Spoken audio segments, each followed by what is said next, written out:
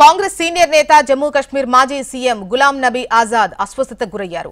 ఉగ్రవాదులకు ప్రోత్సాహం అందిస్తున్న పాకిస్తాన్ తీరును ఎండగట్టేందుకు గల్ఫ్ లో పర్యటిస్తున్న అఖిలపక్ష బృందం పర్యటనలో గులాం నబీ ఆజాద్ ఉన్నారు.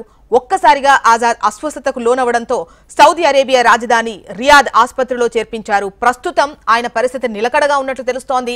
తెలంగాణకు చెందిన ఎంపీ అసదుద్దీన్ ఓవైసీతో పాటు ఇతర రాష్ట్రాలకు చెందిన ఎంపీలు ఆజాద్ ను పరామర్శించారు. ఆజాద్ ఆరోగ్య పరిస్థితిపై వైద్యులను వివరాలు అడిగి తెలుసుకున్నారు.